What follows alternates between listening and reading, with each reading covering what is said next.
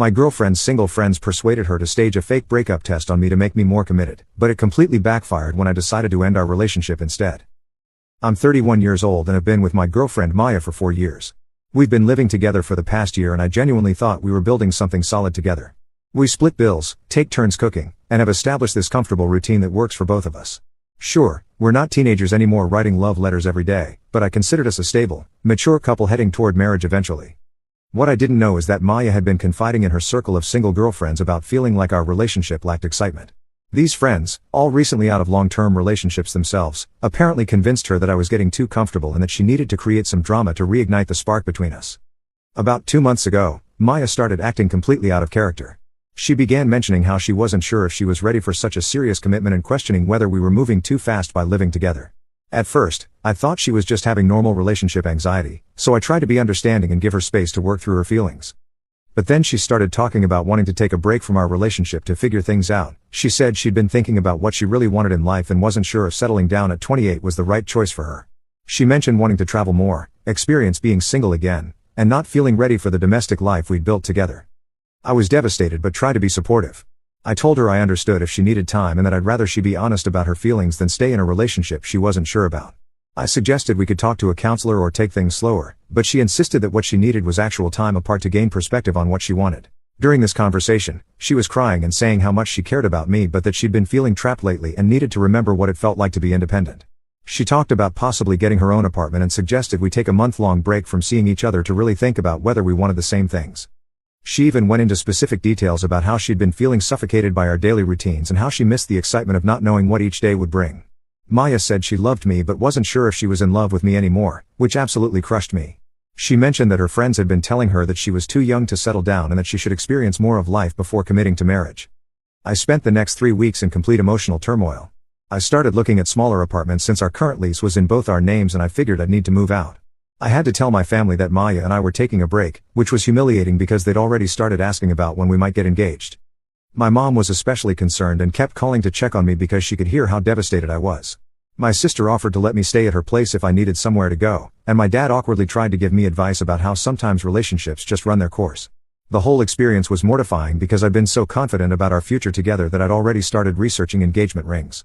The worst part was how Maya seemed to be thriving during this supposed crisis period. She was going out constantly with her friends, posting pictures of herself at bars and restaurants I'd never been to, and generally appearing to live her best single life. Meanwhile, I was barely eating and couldn't concentrate at work because I kept wondering if the woman I'd planned to propose to next year was about to disappear from my life forever. I started losing weight because I had no appetite, and my coworkers noticed that I seemed distracted and moody all the time. My boss even pulled me aside to ask if everything was okay at home because my performance had noticeably declined. I felt like I was walking around in a fog, unable to focus on anything except the possibility that my relationship was ending. Maya would text me occasionally during this break, sending mixed signals about missing me but also talking about how refreshing it felt to have freedom again. She'd say things like I'm starting to remember who I am outside of a relationship and maybe we both needed this space to appreciate what we have. These messages would give me hope for a few hours, but then she'd post another picture of herself out having fun and I'd spiral back into despair.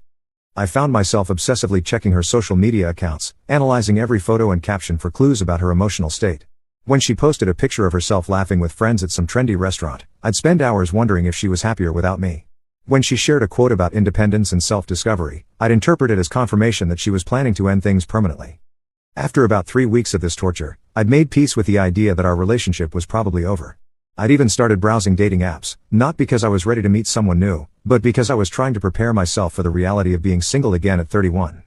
Then Maya's friend Jessica called me out of nowhere, completely intoxicated, rambling about how proud she was of Maya for finally taking control of her relationship and how the plan was working perfectly because I was finally showing how much I actually cared. I had no idea what she was talking about, so I pressed her for details. That's when Jessica revealed that the entire breakup scare was fabricated. Maya's friend group had convinced her that the best way to get me to step up and propose was to make me think I might lose her. They'd coached her on what to say to make it seem like she was having genuine doubts about our future together. According to Jessica, they'd been planning this relationship intervention for months after Maya complained to them that I seemed too comfortable and wasn't making any moves toward engagement. Her friends convinced her that men need to be reminded of what they could lose in order to take action, so they helped her craft this entire scenario about needing space and questioning our relationship. Jessica drunkenly admitted that they'd been monitoring my social media to see how I was reacting and celebrating every sign that I was becoming more desperate to win Maya back. They thought it was hilarious that I'd started sending flowers to Maya's workplace and planning elaborate date nights to try to convince her not to leave me. I hung up on Jessica and sat in my car for an hour, trying to process what I'd just learned. When Maya came home that evening, I confronted her with what Jessica had told me. She immediately broke down crying and admitted everything. She said it had started as a simple plan to motivate me toward engagement, but it had spiraled into something much bigger than she intended. Maya explained that her friends had convinced her that our relationship was in a rut and that I was taking her for granted. They told her that comfortable relationships often lead to men never proposing because they're getting all the benefits of marriage without the commitment. The fake breakup was supposed to create urgency and make me realize I needed to act before I lost her. She apologized profusely and said she never meant for it to go on so long or cause me so much pain. She claimed she'd been planning to end the charade soon and that she was actually ready to get back together because the break had made her realize how much she loved me and wanted to be with me. But I was absolutely furious. I told her that instead of manipulating me into proposing, she'd actually accomplished the opposite. I couldn't believe that someone who claimed to love me would put me through weeks of emotional agony just to test my commitment level. If she wanted to get engaged, she could have simply talked to me about it instead of creating an elaborate deception. The more I thought about it, the more betrayed I felt. I realized that every conversation we'd had during those 3 weeks had been based on lies. When she'd cried about feeling trapped, she was acting. When she'd talked about needing space, she was following a script. When she'd said she wasn't sure if she was in love with me anymore, she was deliberately trying to hurt me to get the reaction her friends wanted. I thought about all the sleepless nights I'd spent wondering what I'd done wrong in our relationship, all the self-doubt I'd experienced about whether I was good enough for her, all the anxiety I'd felt about our future together. She'd watched me go through all of that emotional turmoil while knowing it was completely manufactured for her entertainment and that of her friends.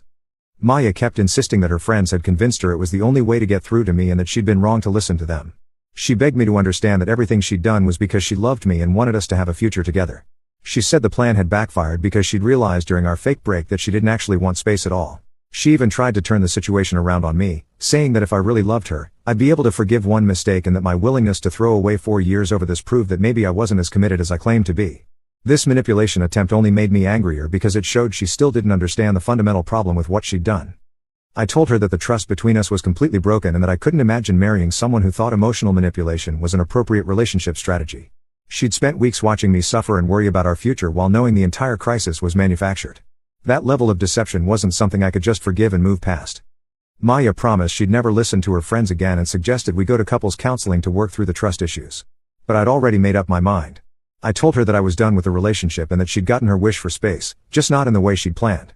Over the next few days, Maya's friends started calling me to defend their actions and convince me to forgive Maya. Rachel insisted that they'd only been trying to help Maya get what she wanted and that their plan had actually worked because I'd shown how much I cared. Sophia told me I was being unreasonable and that Maya had learned her lesson about listening to bad advice. But their phone calls only made things worse because they revealed more details about how calculated the entire scheme had been. Rachel mentioned that they'd been planning this intervention for months and had researched different strategies online before settling on the fake breakup approach. Sophia admitted that they'd been keeping a timeline of my reactions and adjusting Maya's behavior based on how I responded to different triggers. The most disturbing revelation came from Jessica, who called to apologize but ended up making things worse by explaining how much thought they'd put into psychological manipulation. She said they'd studied articles about attachment theory and relationship psychology to make their plan more effective. They'd specifically chosen the timing of Maya's supposed crisis to coincide with the stress of our lease renewal because they thought it would make me more desperate to resolve things quickly. But the more I thought about it, the angrier I became. These women had treated my emotions like a game and had encouraged Maya to deceive me for months. They'd turned our relationship into an experiment and had been entertained by my distress when I thought I was losing the person I wanted to marry. I also started realizing that this probably wasn't the first time Maya had been manipulative in our relationship. Looking back, I could identify other instances where she'd used emotional manipulation to get what she wanted, but I'd always rationalized them as normal relationship dynamics. The fake breakup was just the most extreme example of a pattern I'd been too blind to see. I moved out of our shared apartment within a week. Maya continued texting and calling, begging for another chance and promising that she'd do anything to rebuild my trust. She said she understood why I was angry but that ending a 4-year relationship over one mistake seemed extreme. The moving process was emotionally brutal because every item I packed reminded me of our shared history and the future I'd thought we were building together. I had to divide up furniture we'd bought together, books we'd shared, and kitchen items we'd accumulated over the years. Maya tried to use this as another opportunity to convince me to stay, pointing out how much we'd built together and how difficult it would be to start over. She also tried a different approach, suggesting that we could use this experience to make our relationship stronger. She said that now that we'd been through a major crisis, we'd be better equipped to handle future challenges and that our trust could be rebuilt stronger than before. She even suggested that the fake breakup had revealed how much we really meant to each other, since I'd fought so hard to save our relationship. But every conversation with Maya just reinforced my decision to leave. She kept trying to minimize what she'd done by calling it a mistake or a lapse in judgment, but I saw it as a fundamental betrayal that revealed her true character. The fact that she'd been able to maintain the deception for weeks while watching me suffer showed a level of emotional detachment that I found deeply disturbing. The problem is that I don't see it as one mistake.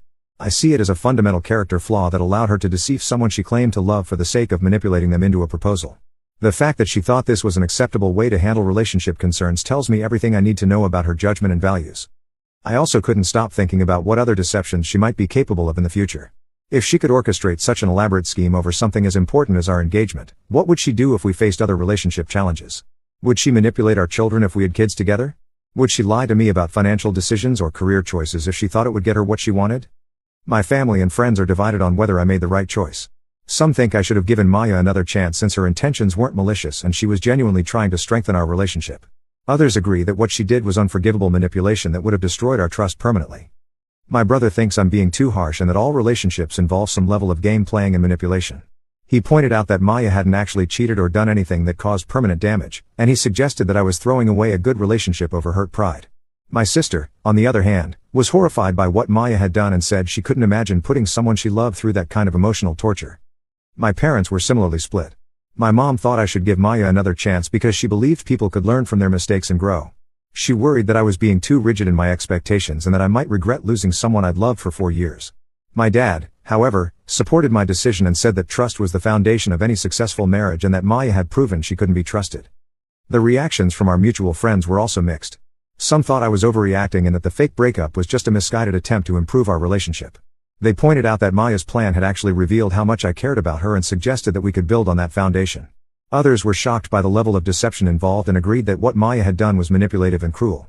But I keep coming back to the same conclusion. If Maya was capable of orchestrating such an elaborate deception over something as important as our future together, how could I ever trust her again? Marriage is supposed to be built on honest communication, not psychological games designed to manipulate your partner into proposing. The most frustrating part was how many people seemed to think that because Maya's intentions were good, the means she used were acceptable. They acted like emotional manipulation was just another relationship strategy, rather than a serious violation of trust and respect. I'm now living in my own apartment and slowly rebuilding my life as a single person. It's been difficult because I genuinely loved Maya and had envisioned a future with her, but I can't marry someone who thinks manipulation is an acceptable relationship tool. The hardest part is knowing that if Maya had simply talked to me about wanting to get engaged, I probably would have proposed within the next few months anyway. Instead, her decision to create fake relationship drama ended up destroying the very relationship she was trying to strengthen. So that's my story. I ended a 4-year relationship because my girlfriend's friends convinced her to fake a breakup to test my commitment level. Everyone keeps telling me I overreacted, but I believe I dodged a bullet by discovering Maya's true character before we got married. Update: it's been 6 months since I ended things with Maya, and I wanted to provide an update because the situation has continued to evolve in unexpected ways. Maya spent the first few months after our breakup trying everything she could think of to win me back. She wrote long letters explaining how she'd realized the mistake she made and how she'd cut contact with the friends who gave her such terrible advice. She suggested couples therapy, promised to do whatever it took to rebuild trust, and even offered to sign a prenup if I was worried about her motives regarding marriage. For a while, I almost considered giving her another chance because her remorse seemed genuine and I missed what we'd had together. But every time I thought about forgiving her, I remembered those weeks when I was genuinely terrified of losing her while she was essentially acting out a script designed to manipulate me. About 3 months ago, I found out through mutual friends that Maya had been telling people a very different version of our story. According to her narrative, we broke up because I was commitment phobic and couldn't handle her bringing up the topic of marriage. She's been portraying herself as the victim of a man who led her on for 4 years and then abandoned her the moment she tried to discuss their future. This revisionist history bothered me more than I expected because it showed that Maya still doesn't understand why what she did was wrong. Instead of taking responsibility for the deception, she's reframed the entire situation to make herself look like the wrong party. The friends who convinced her to fake the breakup have apparently been supporting this new narrative and telling people that I was clearly never serious about the relationship if I couldn't handle a little relationship drama. They've painted me as someone who was looking for an excuse to leave and used Maya's test as justification for ending things. But here's the interesting part. About a month ago, I ran into Rachel at a coffee shop, and she was surprisingly honest about what had really happened. She admitted that their friend group had been jealous of Maya's stable relationship and had subconsciously wanted to sabotage it. She said they'd all been going through breakups and divorces and couldn't stand watching Maya be happy when their own love lives were disasters.